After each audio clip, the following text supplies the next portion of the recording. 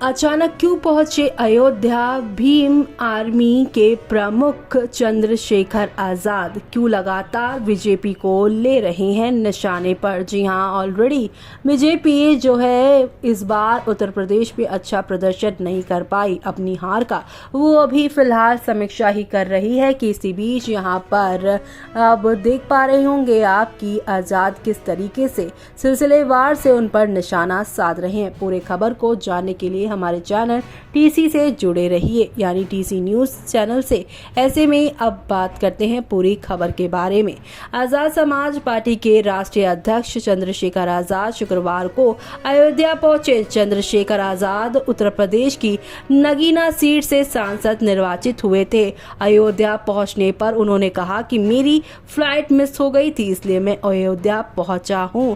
उन्होंने कहा कि मुझे मीटिंग के लिए लखनऊ जाना है। चंद्रशेखर आजाद ने कहा कि अयोध्या वासियों ने तो बहुत बड़ा काम कर दिया।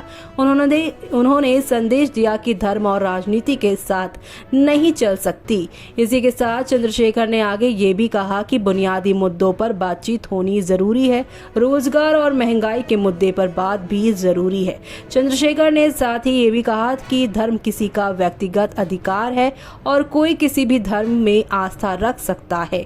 इसी के साथ यहाँ पे चंद्रशेखर ने पुलिस की छुट्टी का उठाया मुद्दा। चंद्रशेखर आजाद ने पुलिस को लेकर बड़ी बात कह दी है। जी हां, उन्होंने जब मैं रैलियां करता था तो बड़ी संख्या में पुलिसकर्मी कड़ी धूप में खड़े रहते थे, हम कूलर में बैठे होते थे। पुलिसकर्मियों की भी दिक्कतें योगी सरकार को समझनी चाहिए और उनके पास ताकत है।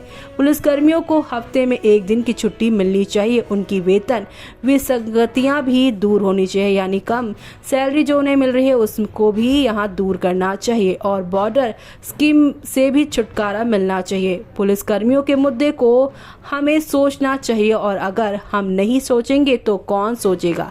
मैं इस मुद्दे को पार्लियामेंट में भी उठाऊंगा। और इसी के साथ अग्निवीर योजना को लेकर भी चंद्रशेखर आजाद ने कहा कि हम लोग शुरू से ही इसके खिलाफ थे। उन्होंने ये भी बताया कि ठेकेदारी व्यवस्था नहीं चल पाएगी।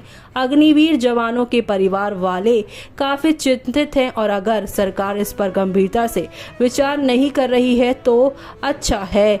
यहाँ पर नीट परीक्षा को लेकर भी उन्होंने अपनी आवाज उठाई और कहा कि हम बच्चों के पक्ष में खड़े हैं और हमें पूरी उम्मीद है कि सरकार इस मुद्दे को अच्छे से सुलझाएगी। साथ ही साथ कहा कि अगर ऐसा नहीं हुआ तो हम देश भर में प्रदर्शन करेंगे और सरकार को बात माननी पड़ेगी। उन्होंने कहा कि देश के बच्चों के साथ धोखा नहीं होना चाहिए और सरकार को उनकी बातें माननी चाहिए।